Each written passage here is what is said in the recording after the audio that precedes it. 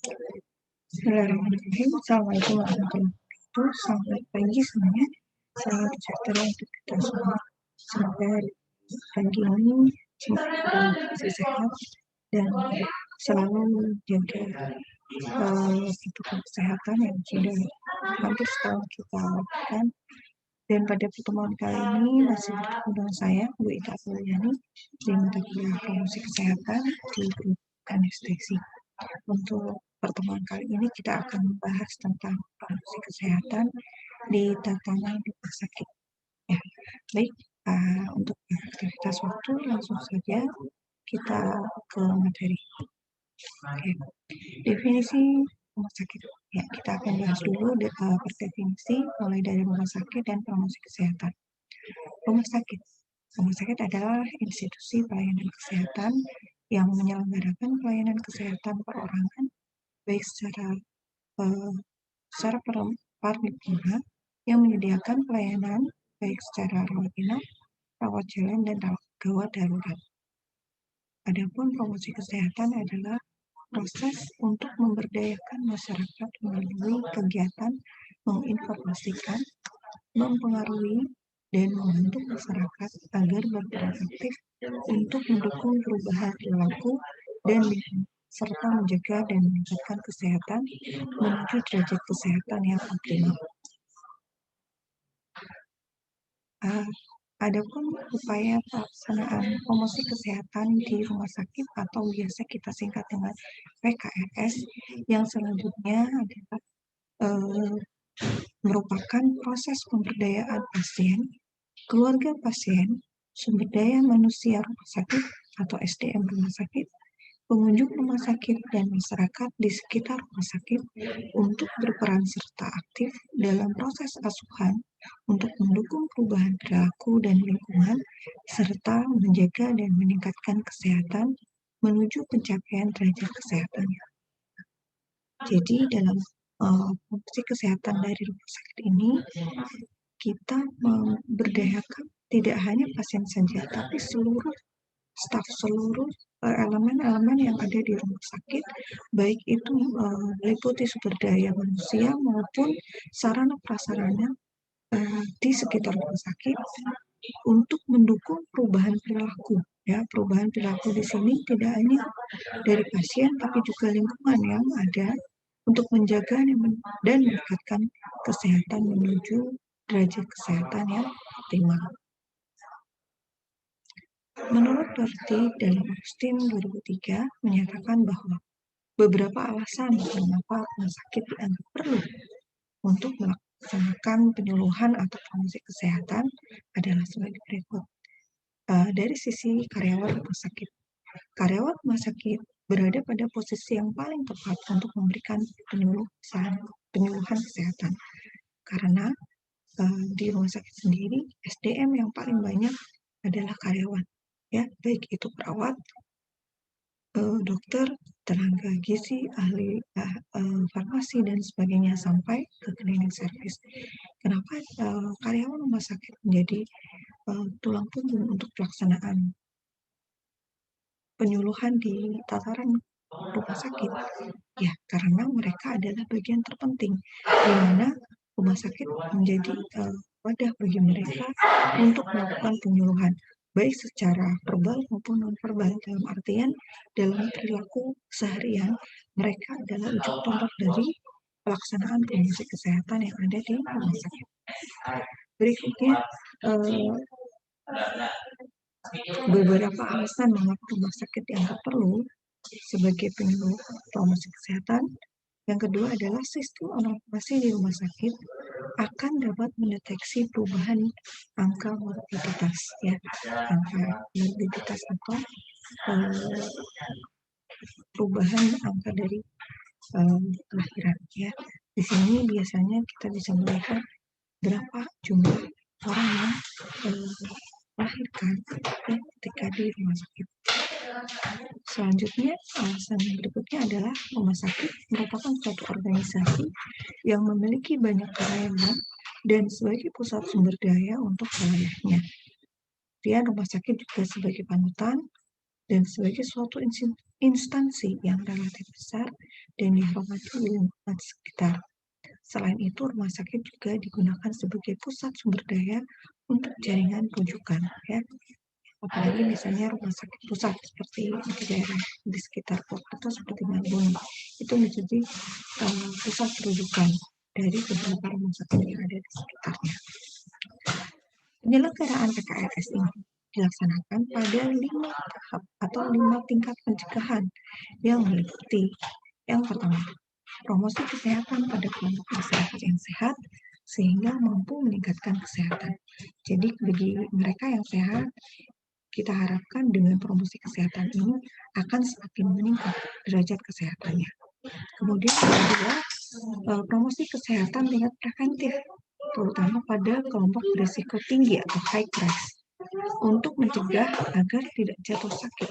Nah ini masuknya ke specific protection, ya, karena kita tujuan penyuluhannya itu pada kelompok berisiko tinggi.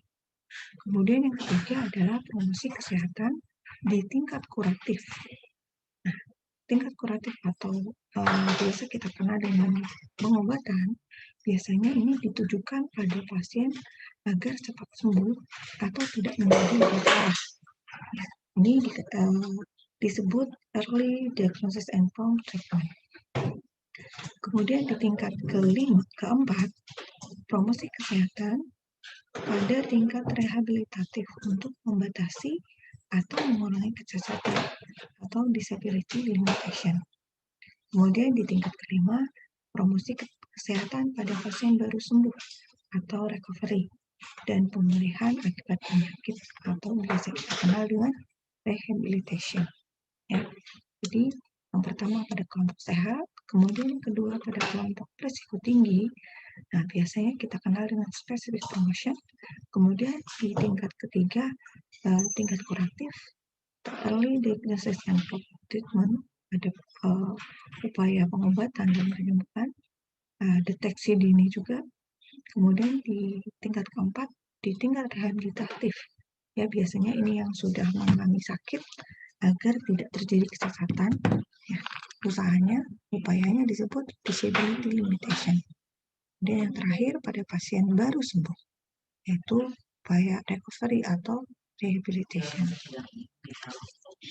Adapun tujuan PKRS adalah menurut Toto Atmojo 2005, tujuan promosi kesehatan sesuai dengan sasaran-sasarannya meliputi bagi pasien, bagi keluarga pasien, dan bagi rumah sakit. Tujuan bagi pasien. Tujuan bagi pasien dari upaya promosi kesehatan ini adalah mengembangkan perilaku kesehatan atau healthy behavior, yaitu upaya promosi kesehatan di rumah sakit yang mempunyai tujuan untuk mengembangkan pengetahuan, sikap, dan perilaku tentang kesehatan, khususnya masalah penyakit yang diderita pasien. Jadi misalnya ada pasien yang mengalami TBC, mengalami demam berdarah, maka sangat tepat dilakukan upaya promosi kesehatan ini dalam rangka meningkatkan atau mengembangkan perilaku kesehatan berupa healthy behavior, ya, dan promosi kesehatan ini dilakukan di rumah sakit sebagai upaya untuk mengembangkan pengetahuan, sikap, dan juga perilaku kesehatan pasien. Apabila pengetahuan, sikap, dan perilaku ini dipunyai oleh pasien, maka pengaruhnya adalah yang pertama, dapat mempercepat kesembuhan dan pemulihan pasien. Kemudian yang kedua, mencegah terserangnya penyakit yang sama atau mencegah kekambuhan. Yang ketiga, mencegah terjadinya penularan penyakit kepada orang lain atau keluarga. Kemudian yang keempat, menyebarluaskan pengalamannya tentang proses penyembuhan kepada orang lain sehingga orang lain dapat belajar dari pasien tersebut. Kemudian yang kelima, mengembangkan perilaku pemanfaatan fasilitas kesehatan. Dari tindakan pemberian penyuluhan kesehatan ini pada pasien, 5 harapan ini sebisa mungkin bisa kita fasilitasi sebagai seorang perawat, ya, dalam upaya untuk mengatasi hal-hal yang tadi disebutkan. Jadi tidak hanya kesembuhan, tapi juga adanya penambahan pengetahuan.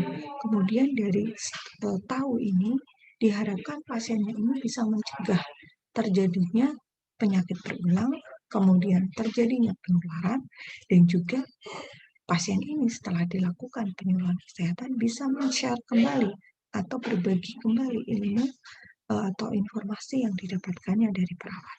Ya, jadi sangat banyak yang manfaat yang bisa didapatkan manakala perawat atau tenaga kesehatan melakukan pendidikan kesehatan atau penyuluhan kesehatan pada pasien. Ya, tentunya ini harus dipersiapkan dengan baik agar informasi yang sudah kita berikan tidak sia-sia. Berikutnya manfaat tujuan bagi keluarga pasien. Keluarga merupakan lingkungan sosial yang paling dekat dengan pasien. Tidak bisa dipungkiri, keluarga adalah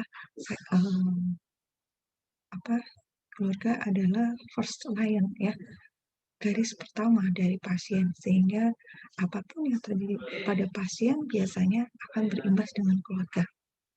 Begitupun sebaliknya, ya. Nah, pentingnya posisi keluarga ini sangat mendukung terhadap proses penyembuhan, terutama pemulihan terjadinya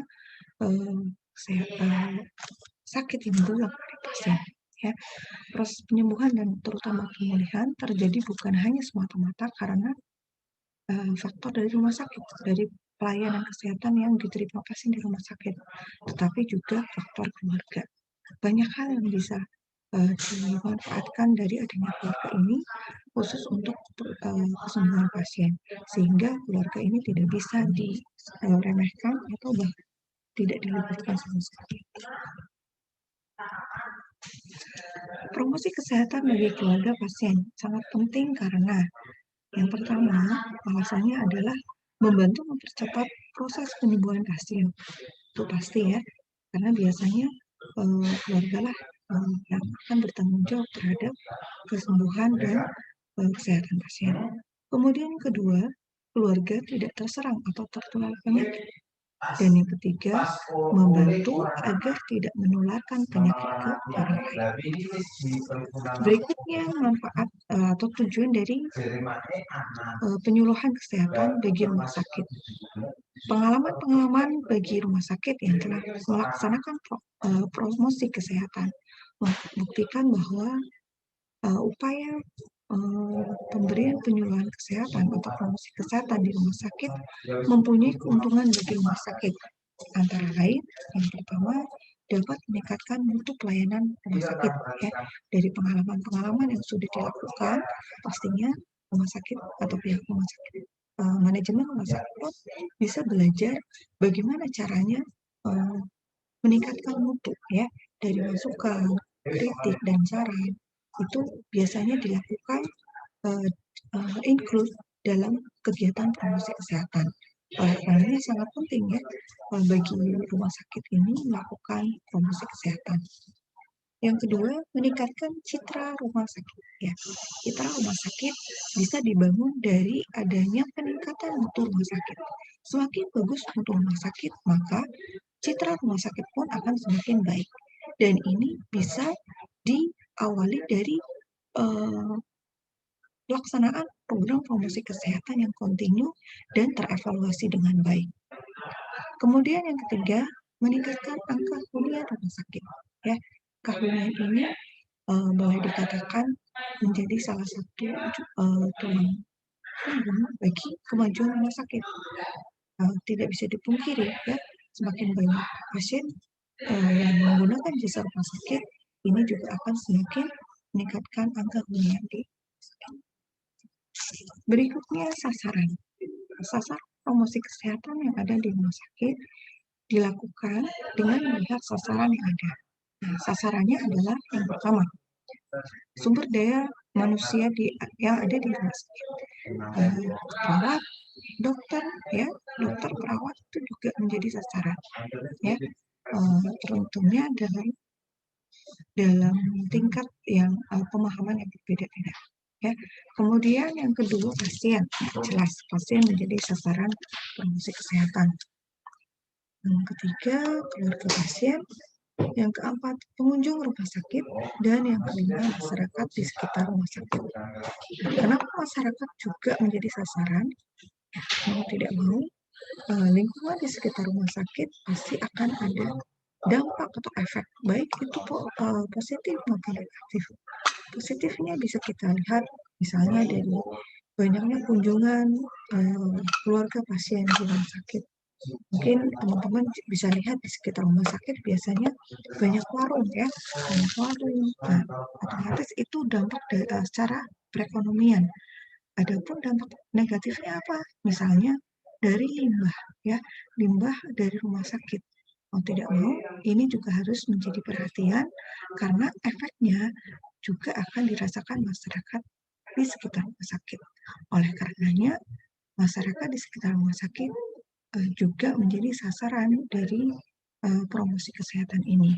Tentunya dengan berbagai macam topik dan tema yang nantinya akan disesuaikan dengan bagaimana efek dari keberadaan rumah sakit di sekitar masyarakat tersebut. Selanjutnya, prinsip penyelenggaraan PKRS. Pada dasarnya, prinsip penyelenggaraan PKRS akan sangat terkait dengan paradigma sehat. Ya, nah, teman-teman masih ingat ya di konsep dasar keperawatan? Ya, kita sudah membahas paradigma kesehatan. Nah, nanti bisa dilihat lagi apa saja yang masuk di dalam paradigma sehat. Ya, ada klien, ada apa lagi? Ada pasien, ada klien atau pasien, ada perawat, ada rumah sakit, terus apa lagi? Masyarakat dan kesehatan. Ya. Selanjutnya prinsip penyelenggaraan PKRS juga dilihat dari kesetaraan, kemudian kemandirian, keterpaduan, dan ketersinambungan. Ya. Indikator keberhasilan promosi kesehatan di rumah sakit bisa kita lihat dari beberapa indikator. Indikator keberhasilan perlu dirumuskan untuk keperluan pemantauan dan evaluasi PKRS. Ya, ini menurut Kemenkes tahun 2010. Apa saja indikatornya? Yang pertama, indikator keberhasilan promkes di rumah sakit adalah indikator masukan atau input, kemudian indikator proses, indikator output, dan indikator dampak. Ya. Oke. Apa saja yang bisa kita lihat dari indikator masukan? Ya, indikator masukan yang perlu diperhatikan adalah yang berupa komitmen, sumber daya, sarana atau peralatan, dan juga dana. Oleh karena itu, indikator masukan ini dapat mencakup ada atau tidaknya komitmen direksi yang tercermin dalam rencana PKRS dan ada atau tidaknya komitmen seluruh jajaran yang tercermin dalam rencana operasi PKRS. Ya. Jadi dari indikator masukan ini juga nanti bisa menjadi salah satu indikator faktor yang bisa kita lihat di indikator. Berikutnya, ada atau tidaknya unit dan petugas rumah sakit yang ditunjuk sebagai koordinasi PKRS dan mengacu kepada standar. Kemudian, ada atau tidaknya petugas koordinator PKRS dan petugas-petugas lain yang sudah dilatih. Selanjutnya, ada atau tidaknya sarana, dan peralatan promosi kesehatan yang mengacu pada standar, ada atau tidaknya dana yang mencukupi untuk penyelenggaraan PKRS. Berikutnya, indikator proses. Indikator proses ini dipantau melalui proses pelaksanaan PKRS yang mengikuti PKRS untuk pasien, baik di unit rawat inap, unit rawat jalan, maupun pelayanan penunjang. PKRS untuk klien sehat dan PKRS di luar gedung RS, indikator yang digunakan di sini mengikuti sudah atau belum dilaksanakannya kegiatan pemasangan booster, konseling, dan lain-lain, atau bagaimana pelaksanaannya itu dilihat dari frekuensinya. Kemudian kondisi media komunikasi yang digunakan. Kita bisa lihat, misalnya ada poster, leaflet, giant banner, spanduk, neon box, dan lain-lain. Apakah itu juga masih bagus atau sudah rusak? Berikutnya indikator keluaran. Keluaran yang dipantau adalah keluaran dari kegiatan-kegiatan yang dilaksanakan, baik secara umum maupun secara khusus. Oleh karena itu, indikator yang digunakan di sini adalah berupa cakupan kegiatan yang meliputi, misalnya, apakah semua bagian rumah sakit sudah tercakup PKRS, berapa pasien atau klien yang sudah terlayani oleh berbagai kegiatan PKRS, baik itu berupa konseling, biblioterapi, senam, dan lain-lain. Indikator dampak. Adapun indikator dampak mengacu pada tujuan dilaksanakannya PKRS, yaitu berupa berubahnya pengetahuan, sikap, dan perilaku. Jadi kalau hanya ada di tataran pengetahuan tanpa ada perubahan sikap dan perilaku, nah ini menjadi indikator menunjukkan bahwa indikator dampak ini belum bisa berhasil ya. Nah, indikator dampak ini juga bisa kita lihat dari terpeliharanya lingkungan rumah sakit dan dimanfaatkannya dengan baik seperti pelayanan yang ada di rumah sakit. Ya. Jadi semakin tinggi angka kunjungan baik di poli maupun di rawat inap itu merupakan salah satu dampak atau indikator dampak dari adanya PKRS. Promosi kesehatan bagi pasien rawat inap. Terdapat 3 kategori pasien di rawat inap, terutama yang ada di rumah sakit, yang menjadi sasaran promosi kesehatan. Mereka adalah pasien yang sedang sakit akut, ya. Kemudian pasien dalam proses penyembuhan dan pasien dengan penyakit kronis. Ya. Okay. Kemudian metode promosi kesehatan. Kegiatan penyuluhan dapat dilakukan melalui kegiatan penyuluhan, penyebaran leaflet, dan pembuatan poster-poster. Ya, biasanya kita dari rumah sakit bisa kita lihat banyak poster atau misalnya leaflet-leaflet yang ada di ruang-ruang poli. Nah, itu bisa diambil gratis oleh pengunjung, oleh pasien dan keluarga. Ini salah satu metode promosi kesehatan yang dilakukan di rumah sakit. Adapun kegiatan penyuluhan biasanya dilakukan di ruang perawatan, ya. Biasanya dilakukan sebelum pasien pulang, ya. Banyak hal yang bisa disampaikan pada saat promosi kesehatan, baik bagi pasien maupun keluarganya yang ada di rumah sakit. Nah, ini salah satu contoh media promkes yang ada di rumah sakit. Ini bisa berupa leaflet, banner, atau papan reklam yang besar seperti itu ya. Biasanya kalau di poli-poli itu banyak sekali leaflet-leaflet yang disediakan gratis untuk pengunjung. Ini merupakan upaya dari promosi kesehatan yang ada di sakit. Oke, itu yang bisa saya jelaskan di pertemuan kali ini. Semoga bisa memperjelas PPT yang sudah ada. Silakan dipelajari dengan bersama. Nantinya materi ini akan sangat bermanfaat pada perkuliahan selanjutnya, terutama dalam pengerjaan tugas. Terima kasih untuk perhatiannya. Saya tutup. Assalamualaikum warahmatullahi wabarakatuh.